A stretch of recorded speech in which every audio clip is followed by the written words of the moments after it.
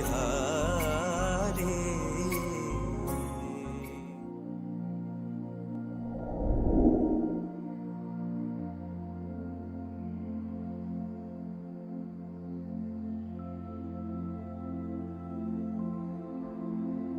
अयोध्या विजय से रावण बहुत प्रसन्न था। उसकी मां का सपना अब पूरा हो रहा था। त्रिलोक पर रावण का झंडा लहरा रहा था। उसे राक्षसों के लिए केवल भूमि ही नहीं चाहिए थी, वो मनुष्यों, देवताओं, गंधर्वों और यक्षों को एक सबक भी सिखाना चाहता था। देवासुर संग्राम की पराजय उसे मन ही मन खाए जा रही थी। उत्तर दिग्विजय के बाद अब स्वर्ग पर विजय बदले का रूप ले रही थी। सारे देवता स्वर्ग छोड़कर इधर उधर भाग रहे थे। रावण की सेना उनका पीछा करते हुए देवताओं के छुपने के एक एक ठिकानों को नष्ट कर रही थी। त्रिलोक में कोई ऐसी जगह नहीं थी जहां रावण का कहर न बरपा हो। उसकी चंद्रहास तलवार के सामने देवताओं के अस्त्र बेकार हो रहे थे। कुछ दिनों से रावण ने अपनी छावनी हिमालय पर बना ली थी। जहां वो बैठा देवताओं की बेहाली पर ठहाके लगा रहा था। सूर्य की पहली किरण हिमालय पर गिर रही थी। धीरे धीरे सारा हिमालय चमकने लगा। रावण अपने शिविर से निकला और बाहर का नजारा देखने लगा। तभी उसका ध्यान पायल की आवाज ने खींच लिया। रावण अकेला उस आवाज का पीछा करने लगा। इतनी सुबह कोई सुंदर स्त्री कमर मटकाती, पायल बजाती, अपने कपड़ों को संभालती मानसरोवर के तरफ चली जा रही थी। उसका गोरा रंग हिमालय के हिम सा सफेद था। सुंदरी, रुको, रावण ने आवाज दी। वो औरत एक पल के लिए ठिठकी, फिर उसने अपने चलने की रफ्तार तेज कर दी। रावण ने आवाज तेज कर कहा, मैंने कहा रुको। वो सुंदरी वहीं रुक गई। मेरी तरफ पलटो, लेकिन वो टस से मस ना हुई। रावण की आवाज गुस्से से और तेज हो गई। मैंने कहा मेरी तरफ पलटो। वो स्त्री पलटी और नजरें झुकाए खड़ी रही। अब मेरे पास आओ। एक पल इस स्त्री ने हिचकिचाहट दिखाई, फिर वो पायल बजाती, बल खाती, कमर मटकाती रावण के सामने सिर झुकाकर खड़ी हो गई। रावण ने उसके चारों तरफ चक्कर लगाते हुए पूछा, कौन हो तुम सुंदरी? रावण का हाथ उसके कांधे को सहला रहा था। उसके दिमाग पर वासना हावी होती जा रही थी। उस औरत ने लजाकर अपना बदन चुरा लिया। शाबाश, लज्जा स्त्री का पहला गहना होता है। जो स्त्री लज्जा से ढकी होती है उसे किसी कीमती वस्त्रों की जरूरत नहीं होती। उस स्त्री ने अपना शरीर और संकुचा लिया। लज्जा और लज्जा। रावण को लज्जा पसंद है। रावण की आवाज में वासना थी। पर हे लाजवंती, तुम्हारा नाम क्या है? तुम यहां मेरे शिविर के पास क्या कर रही हो? लंकापति रावण, कहकर स्त्री रावण के चरणों पर गिर गई। रावण ने झुककर उसे उठाया। हां, मैं लंकापति, पर तुम्हारा स्थान मेरे चरणों में नहीं है। वो स्त्री सौंदर्यवती थी। उसका तन बदन गदराया हुआ था। उसके शरीर पर स्वर्ग के दिव्य आभूषण थे। उसकी आंखें गहरी और नशीली थीं। होंठ मदिरा के प्याले थे। उसके वक्ष गठीले और यौवन से भरे थे। उसके काले बाल किसी सर्प की तरह थे जिसका उसने जूड़ा बांधा था। लंकापति रावण, आप मेरे ससुर हैं। मैं आपकी पुत्रवधू हूं। मैं देवलोक की अप्सरा रंभा हूं। अप्सरा रंभा, ठीक है, पर तुम मेरी पुत्रवधू कैसे हुई? ना अब तक मैंने शादी की है, ना मेरा कोई बेटा है। महाराज, आपके बड़े भाई कुबेर,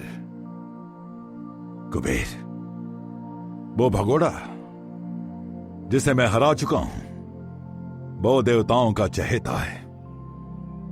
त्रिलोक विजयी राक्षस राज, उन्होंने लंका से पलायन नहीं किया था। जो आपकी धरोहर थी वो आपको लौटा दी थी। ओह, केवल शरीर ही सुंदर नहीं है तुम्हारा रंभे, पर जबान भी चतुर है। राक्षस राज, मेरी बात सुने। सुनेंगे सुनेंगे, क्यों नहीं सुनेंगे? आखिर सारा जीवन हमें साथ बिताना है। रंभा की आवाज तेज हो गई। लंकापति, मैं आपसे आदर से बात कर रही हूं, आप भी मेरा मान रखें। रख लिया मान। रावण की मुस्कान और कुटिल हो गई। पर तुम जानती हो ना, वो यक्ष है, और मैं मां के कुल से राक्षस और पिता के कुल से ब्राह्मण। मेरा स्थान उससे ऊंचा ही है ना? रंभा ने रावण को गुस्से से देखा। राक्षस राज, इसीलिए मैं मर्यादा का पालन कर रही हूं। रावण सहम गया, फिर उसे टकटकी लगाए देखने लगा। रंभा की सांसें फूल गई थीं। उसके अंदर गुस्सा फूट पड़ रहा था। उसने अपने आप को संभाला। महाराज, आप जो भी समझे, पर मेरी बात सुने। मैंने आपके बड़े भाई कुबेर के बेटे नलकुबर को अपना स्वामी माना है। जल्दी हमारी शादी होने वाली है। मैं नलकुबर की होने वाली वधू हूं, और इस नाते मैं आपकी बहू। मेरा यथोचित सम्मान रखिएगा। अच्छा रंभे, तुम अपने आप को मेरी बहू कह रही हो, पर ये रिश्ते नाते पृथ्वीलोक की उन स्त्रियों के लिए लागू होते हैं जो किसी एक पुरुष की पत्नी हो। तुम्हारे देवलोक की स्थिति ही दूसरी है। वहां हमेशा से नियम चला आ रहा है, अप्सराओं का एक पति नहीं होता। रंभा गुस्से से कांपने लगी। लंकापति रावण। पर रावण ने रंभा की कोई बात नहीं सुनी। उसने जबरन रंभा को अपने बाहों में कस लिया। काम के बाण रावण के दिल को आहत कर रहे थे। उसका इलाज रावण को केवल रंभा में ही नजर आ रहा था। रावण ने जबरदस्ती रंभा के साथ समागम किया। जब रावण की काम वासना पूरी हो गई तो वो रंभा से अलग हट गया। रंभा जमीन पर पड़ी सिसक रही थी। उसके आभूषण टूटकर बिखर गए थे। उसका जूड़ा खुल गया था और काले बाल उसके वक्ष ढक रहे थे।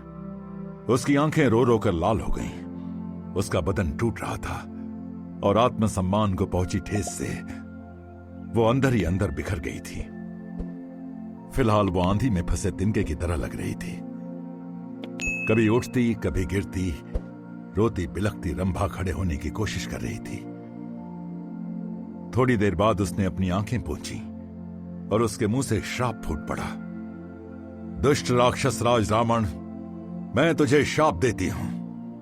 तूने मेरी मर्जी के बिना मुझसे बलात्कार किया, इसलिए आगे से तू कभी किसी स्त्री के साथ जबरदस्ती नहीं कर पाएगा। रंभा की सांसें फूल रही थीं। वो रुकी नहीं। अगर तूने बल का प्रयोग किया तो उसी क्षण तेरे सिर के 7 टुकड़े हो जाएंगे और तू मर जाएगा। कहते हुए रंभा ने अपने हाथ पर गिरा आंसू रावण की तरफ उछाल दिया। महाराज दशरथ अपनी चहेती रानी कैकेयी के दालान में चिंता में डूबे बैठे थे। कैकेयी केवल सुंदर नहीं थी, उसे युद्ध में भी महारत हासिल थी। महाराज दशरथ उसकी सुंदरता के साथ साथ लड़ने की उसकी कला पर भी उतने ही फिदा थे। कैकेयी ने महाराज दशरथ से पूछा, आर्यपुत्र, कब तक आप यूं ही ऐसे बैठे रहेंगे? अपनी सौत कैकेयी को महारानी कौशल्या और उनकी दूसरी रानी सुमित्रा ने अपना लिया था। तीनों में स्नेह ऐसा था कि लगता मानो तीनों एक दूसरे की सौतें नहीं, सगी बहनें हों। महाराज अगर सुबह का नाश्ता कौशल्या के यहां करते तो दोपहर का खाना सुमित्रा के यहां लेते। रात सोने के लिए कैकेयी के महल में आते थे। तीनों रानियां मन लगाकर महाराज दशरथ की सेवा करती। दरबार में उनके साथ बैठकर राजकाज में हिस्सा लेती। पर मन ही मन तीनों जानती थीं कि महाराज का असली दुख क्या है। पर फिर भी तीनों महाराज को खुश रखने की कोशिश करती। क्या करूं रानी, ये दुख ही ऐसा है। एक तो निस्संतान होने का, कुलनाशी होने का दुख, दूसरे लंका के राजा रावण ने अयोध्या की ये दुर्दशा कर दी है। एक क्षत्रिय को रण में मौत से जितना डर नहीं लगता, उतना डर लड़ाई के मैदान में हार का लगता है। पर महाराज, कोई पर नहीं कैकेयी, कोई दिलासा नहीं। तुम जानती हो रानी, हमारी नगरी को अयोध्या क्यों कहते हैं? कैकेयी ने ना में गर्दन हिला दी। क्योंकि यहां कभी युद्ध नहीं होता, और होगा भी कैसे? ये पराक्रमी राजाओं की भूमि है। महाराज इक्ष्वाकु से इस वंश की शुरुआत हुई है। हमारे कुल के महाराज भगीरथ स्वर्ग से गंगा धरती पर लाए थे। मेरे पिता आज बड़े पराक्रमी थे, पर मेरा पराक्रम क्या है? दशरथ की आवाज में दुख था, दर्द था। कैकेयी ने उन्हें ढाढ़स बंधाते हुए कहा, महाराज, आपने कभी देवासुर संग्राम में देवताओं की सहायता की थी। वो बीता कल था। आज का सच ये है कि राक्षस राज रावण के हाथों मेरी हार हुई है और अयोध्या की इज्जत धूल में मिल गई है। महाराज, कैकेयी ने दशरथ का सिर अपनी गोदी में रख लिया और वो उन्हें थपकियां देने लगी। ये दिन भी चले जाएंगे। अभी विश्वकर्मा अयोध्या को फिर से बना रहे हैं। उस राक्षस के हमले की कोई याद अयोध्या में नहीं दिखेगी। उस राक्षस के हमले और उसकी विजय की सबसे बड़ी याद मैं खुद हूं। मेरा जीवन बेकार गया। मेरे जीने का कोई कारण नहीं बचा। ऐसा न कहे आर्यपुत्र। कैकेयी ने आगे कुछ नहीं कहा। वो महाराज दशरथ को थपकियां देती रही। थोड़ी देर के लिए खामोशी फैल गई। दोनों किसी गहरी सोच में डूबे नजर आ रहे थे। सुनो आर्य, मेरी दोनों रानी को बुलावा भेजो। जी महाराज। और सुनो, मुझे मेरे मंत्रियों से भी बात करनी होगी। मेरे सारथी सुमंत को बुलवा लो। जी महाराज। कैकेयी उठी। आर्य सुनो, मुझे पुत्र चाहिए। एक पराक्रमी पुत्र जो रावण से मेरे पराजय का बदला ले सके, सारे आर्यावर्त को उस राक्षस के चंगुल से आजाद करा सके। जी महाराज। कैकेयी अपने दालान से निकलकर महारानी कौशल्या की दालान की तरफ बढ़ने लगी। तभी कैकेयी की कुबड़ी चहेती दासी मंथरा पर्दे के पीछे से सामने आई। अयोध्या नरेश की चहेती रानी इतनी तेजी से कहां जा रही है? उसने कैकेयी को टोका। कैकेयी रुकी, फिर मुस्कुराते हुए उस आवाज की तरफ मुड़ गई। मेरी सखी मंथरा, तुम्हें तो मैं ये भी नहीं कह सकती कि कहीं जाते हुए किसी को कभी टोकना नहीं चाहिए। सखी? मैं दासी ही ठीक हूं। मेरा पद और मेरी प्रतिष्ठा वही और उतनी ही है। मंथरा, यूं कड़वे बोल ना बोलो। मायके से आते हुए कैकेयी अपनी प्यारी दासी मंथरा को अपने साथ ले आई थी। पहले तो मंथरा अयोध्या आने में खुश नहीं थी, पर जब उसने अयोध्या का वैभव देखा तो वो दिन भर अयोध्या में ही घूमती रहती और वापस आकर अपनी रानी को अयोध्या के बारे में खबरें बताती। कैकेयी ने प्यार से मंथरा को देखा। अच्छा चलो मुझे बताओ, आज अयोध्या में तुमने नया क्या देखा? नया? मंथरा का चेहरा खिल गया, फिर झट से उतर गया और उसने दुखी स्वर में कहा, आज मैंने देखा कि अयोध्या नरेश की चहेती रानी कहीं जा रही है।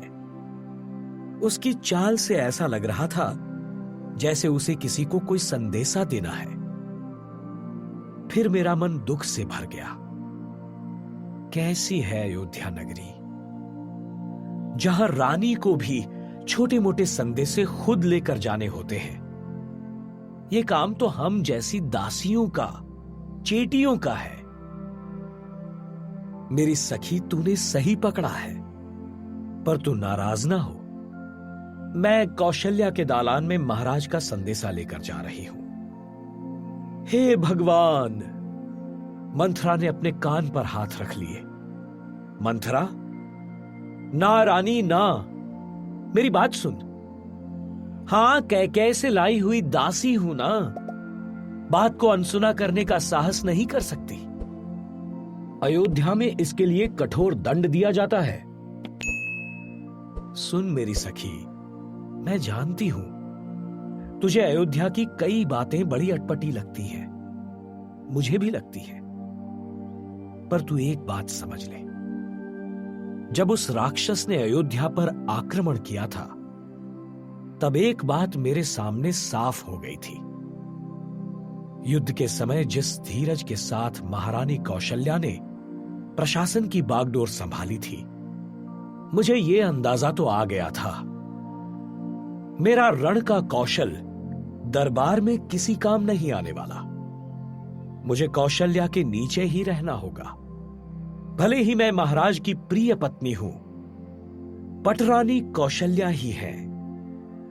वो स्थान उसके सिवा किसी और का नहीं हो सकता। अगर मैं महाराज को कहकर किसी और के हाथों संदेशा भिजवाती और यह बात महारानी कौशल्या को पसंद न आती, तो मेरा अयोध्या में स्थान डावाडोल हो जाता। समझी कुछ? तो मंथरा मन में ही चुहक गई। तो एक ही आस है, महाराज को पुत्र चाहिए, और वो मैं उन्हें दूं। इतना कहकर मंथरा को वहीं छोड़ कैकई तेज कदमों से कौशल्या के कमरे में दाखिल हो गई और उसे महाराज का संदेशा बताने लगी। लंका में लूट का सामान पहुंच रहा था। लंका के बाजार लूटे गए सामानों से भरे पड़े थे। रावण इतना सोना लेकर लंका आया था कि लंका के खजाने में सोना रखने के लिए जगह नहीं बची थी। सोना रास्ते पर बिखरा पड़ा रहता। आखिर पूरी लंका को सोने का बनाने का निर्णय लिया गया। अब सोने की लंका बन रही थी। बाहर का परकोट, अंदर के घर, रावण का महल, सब खालिस सोने के बने थे। एक दिन जब रावण अपने दरबार में बैठा था, तब यमुना के पास फैले खांडव वन में रहने वाला मयासुर उससे मिलने आया। लंकापति त्रिलोक विजयी रावण को मयासुर का प्रणाम। बोलो, मयासुर कैसे आना हुआ? क्या उत्तर में फिर से किसी ने विद्रोह करने की कोशिश की है? नहीं राक्षस राज, आपके झंडे के तले सारे राक्षस और असुर बड़े सुख से रह रहे हैं। आपकी कीर्ति ध्वजा हमेशा लहराती रहे, यही हम असुरों की कामना है। वही होगा असुर राज। मैंने शपथ ली है, जम्बू द्वीप से आर्यों का नामो निशान मिटा दूंगा। दक्षिण तो मेरे कब्जे में है, उत्तर में हर दिन मेरी सेना आगे बढ़ रही है। जी महाराज, मैं अयोध्या का समाचार सुन चुका हूं। उस सूर्यवंशी कुल को आपने अच्छा सबक सिखाया। कौशल भी कभी असुरों का हुआ करता था। शोक मत करो, फिर से वो असुरों का होगा। दशरथ निःसंतान है, वो बूढ़ा हो चुका है। यमराज को उसके प्राण हरने दो। एक बार राजा गया कि राजगद्दी खाली हो जाएगी। फिर तुम जाकर उस पर अधिकार कर लेना। आप दयालु हैं राक्षस राज। मैं आपके लिए एक छोटी भेंट लाया हूं। अच्छा महाराज, ये मेरी बेटी मंदोदरी, इसे आप अपनी पत्नी के रूप में स्वीकार करें। कहते हुए मयासुर ने मंदोदरी को सामने किया। मंदोदरी दिखने में सुंदर थी। उसका श्याम वर्ण था, आंखें काली थीं और उसमें विद्युता की चमक थी। रावण को वो देखते ही पसंद आ गई। जल्द ही लंका में दोनों की शादी बड़े धूमधाम से मनाई गई। मंदोदरी धर्मपरायण थी, वो पतिव्रता थी। वो तन मन से रावण की सेवा करती। जल्द ही मंदोदरी की गोधरी हो गई। 9 महीने पंख लगाकर उड़ गए। एक दिन मंदोदरी को प्रसव पीड़ा शुरू हो गई। दाई को बुलाया गया। रावण मंदोदरी के दालान में बाहर बैठा अंदर से आने वाली हर आवाज को सुनने की कोशिश करने लगा। थोड़ी देर बाद नन्ही किलकारियों से मंदोदरी का दालान गूंज गया। प्रसव के कारण मंदोदरी बेहोश थी। रावण ने अपने नवजात को हाथ में लिया। उसे पहली बेटी हुई थी। राज ज्योतिषी को बुलाया गया। वृद्ध राज ज्योतिषी ने रावण की बाहों में खेलती लड़की को देखते हुए कहा, महाराज अभय। ज्योतिषी, आज मैं खुश हूं। तुम अभय क्यों मांग रहे हो? आज तो आनंद का मौका है। तुम्हें इस लड़की का भविष्य बताना है और मुझसे बड़ा उपहार लेना है ना बेटा? ज्योतिषी को हम आज बड़ा उपहार देंगे। उत्तर का कोई राज दे दें? देखा ज्योतिषी, मेरी बेटी उत्तर का नाम सुनते ही कैसे खिलखिला रही है। बस तुम्हारे चेहरे की हवाइयां उड़ी हुई हैं। चलो, तुम्हें अभय दिया। राक्षस राज, इस लड़की के लक्षण बता रहे हैं। ये आपकी मृत्यु का कारण बनेगी। रावण का खुशी से दमकता चेहरा गुस्से में लाल हो गया। ज्योतिषी रावण के कदमों में गिर पड़ा।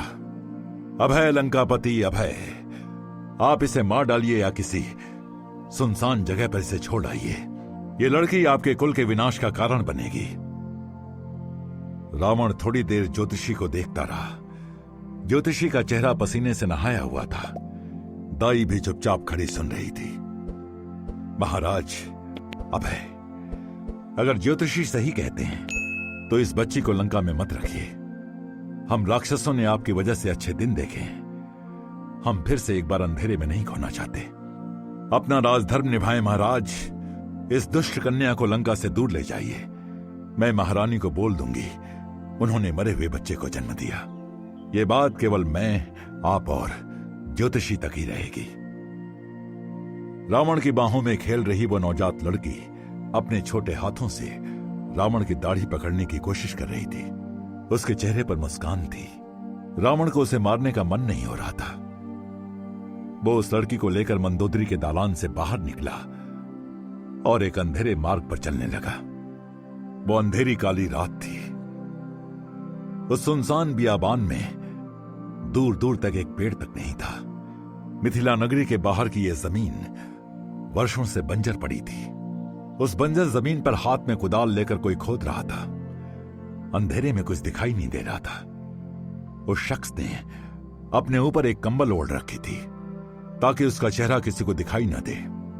उसने एक छोटा गड्ढा खोदा, फिर अपने बाजू में रखी संदूक को उठा लिया और उसे उस गड्ढे में रखकर ऊपर से मिट्टी डालकर जमीन समतल कर दी। और फिर वो अपनी कुदाल व फावड़ा उठाए अंधेरे में गायब हो गया। अयोध्या के राज दरबार में दिए जलाए गए थे। महाराज दशरथ की इस आपातकालीन सभा के लिए दशरथ के गिने चुने मंत्री और तीनों रानियां मौजूद थीं। सभा में काफी गहमा गहमी थी। राजवंश कैसे आगे बढ़े, चर्चा इसी पर थी। मंत्रियों के बताए उपाय सुनकर दशरथ भड़क गए। मंत्री, ये सारे उपाय हम कर चुके हैं और किसी से कोई फायदा नहीं हुआ है। महाराज सही कह रहे हैं। सुमंत अपनी जगह पर खड़े हो गए। पर महाराज, हमें आशा नहीं छोड़नी चाहिए। अगर तीनों रानियां। दशरथ के पास बैठी कौशल्या ने सुमंत को टोका। मंत्री, ना दोष रानियों में है ना महाराज में। अगर हमारी किस्मत में बेटों का सुख नहीं है तो हम या महाराज कोई कुछ नहीं कर सकता। महारानी कौशल्या, आपकी बात भी सही है, लेकिन कौशल देश का मंत्री होने के नाते मुझे केवल राजघराने की नहीं लेकिन सारे देश की भी चिंता रहती है। तो आपको क्या लगता है, वो चिंता राजघराने को नहीं है?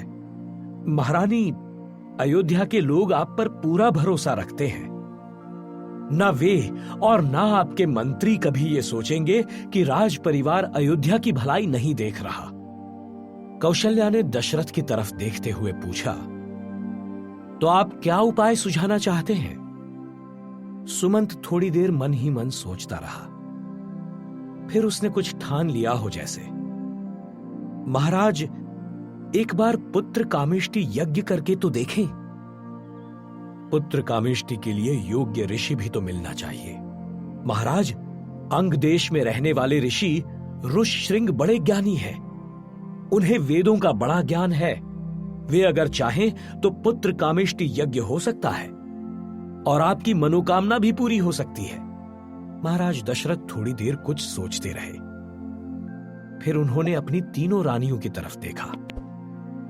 तीनों उन्हीं की तरफ आंखें लगाए बैठी थीं। महाराज दशरथ सुमंत की तरफ मुड़ गए। ठीक है, ऋषशृंग को बुलवा भेजा जाए।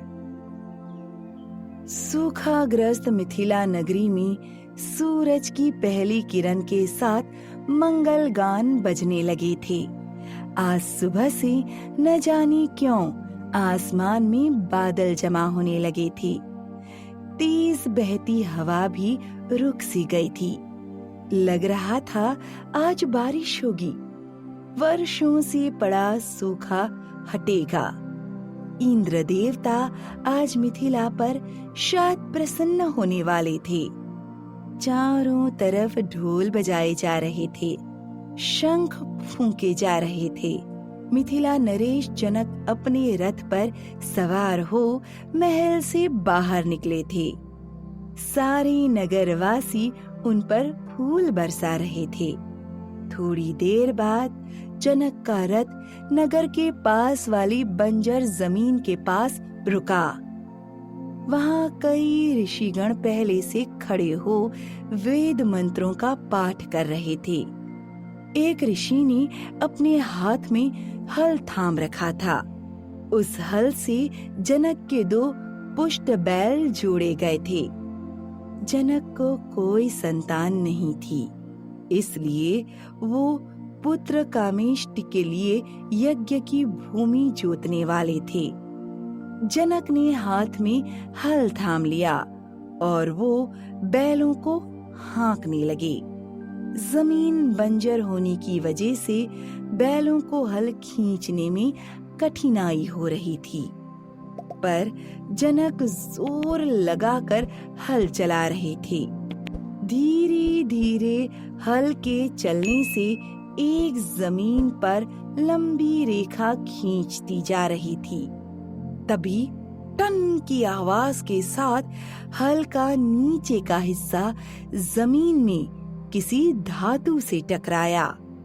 जनक ने बैलों को पीछे किया और फिर से हाँका। बैलों ने कदम बढ़ाया ही था कि फिर से टन की आवाज हुई और चलता हल रुक गया।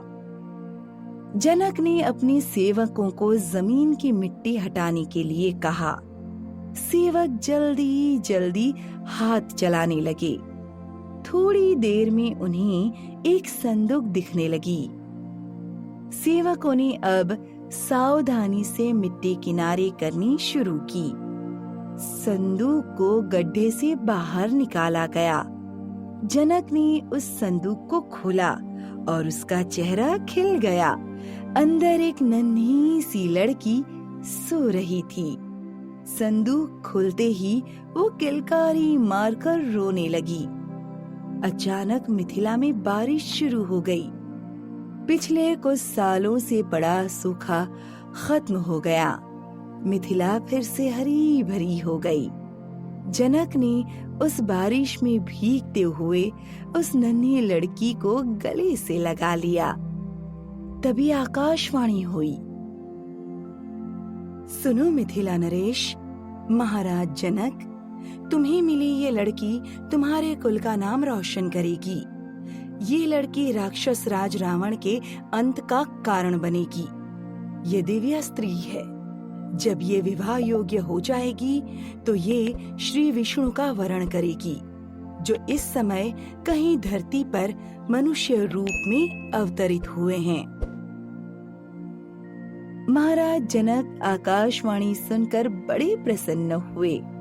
उन्होंने अपनी बाहों में खेलती उस नन्ही आदि माया को महल में जाकर अपनी रानी की गोद में रख दिया। कुछ दिनों बाद मिथिला में बड़ी धूमधाम से उस कन्या का नामकरण आयोजन हुआ। क्योंकि जमीन को जोतते हुए हल से बनी रेखा से लड़की मिली थी, इसलिए लड़की का नाम रखा गया सीता।